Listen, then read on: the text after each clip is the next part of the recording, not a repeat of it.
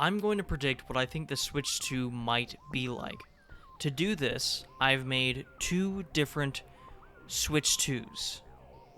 One of them is the good enough machine, which is just that. It is good enough to be about as successful as the Switch. The other machine is the dream machine. It's what I want in a Switch 2 in a perfect world. So with that out of the way, let's go ahead and get started. So for the good enough machine, I think as a baseline, the Switch 2 is going to be able to output 4K. Now, this is probably going to be through some sort of AI upscaling like NVIDIA's DLSS, which essentially just makes it easier for the Switch to make a better image. Now, of course, I think the Switch 2 is at least going to be 60 Hz. We'll get into what I actually think is going to happen later on. But as for the screen itself on the Switch, I think it's just going to be 720p still. I don't think there's any reason for it to be higher than that necessarily, because, I mean, the OLED Switch looks fantastic, and it's still just a 720p screen. Now, I think the Switch 2 will have backwards compatibility. It just may be without any performance upgrades, which is fine. Now, as for the power of the Switch 2, I think it's at least going to be as powerful as a PS4. I think that's pretty reasonable to say, considering it's been a little bit over 10 years since the PS4 came out.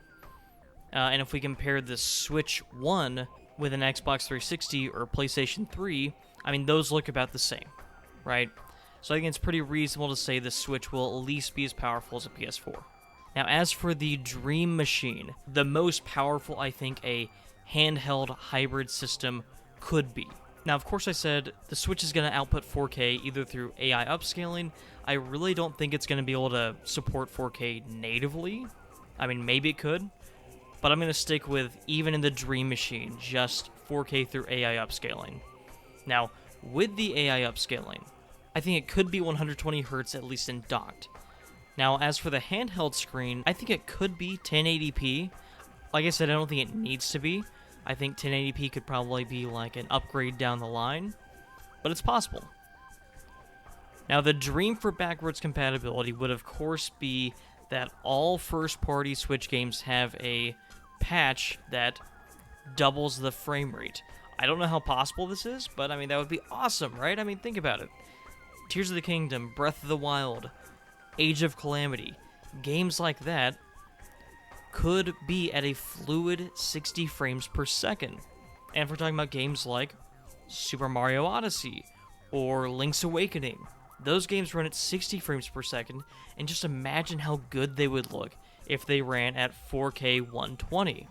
Now, I'm not 100% sure that that is actually feasibly possible, but I want it to be possible. Now, I think this new Switch could almost be as powerful as a PS4 Pro. I don't know if it could be as powerful or more powerful than a PS4 Pro, but I think it could probably get pretty close, depending on how good the current technology is. Now, of course, the Switch 2 is not going to be either just the good enough machine, or it's not going to be just the dream machine. I think it's really going to be a combination of both.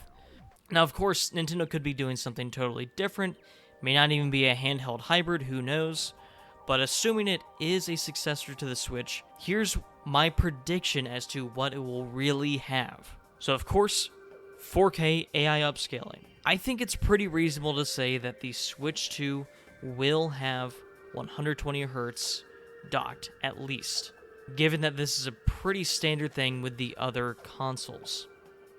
I think the screen's just going to be 720p. Maybe it'll be an OLED screen, maybe it'll be mini LED, but I think it just needs to be 720p. I think it will have backwards compatibility, but like with the good enough machine, I don't think it's going to have improved performance at all. I think at most, games that don't run at a stable frame rate, like Link's Awakening or Breath of the Wild, the Switch 2 might at least make it to where those are running at a stable frame rate. And of course, as for the power, I think it's at least going to be as powerful as a PS4, maybe a little bit more powerful than that, but I think that about sums it up. So, I hope you enjoyed this video. If you have any predictions or thoughts on what the Switch 2 might be, leave them down in the comments below, and make sure to like the video. Thank you for watching. Bye.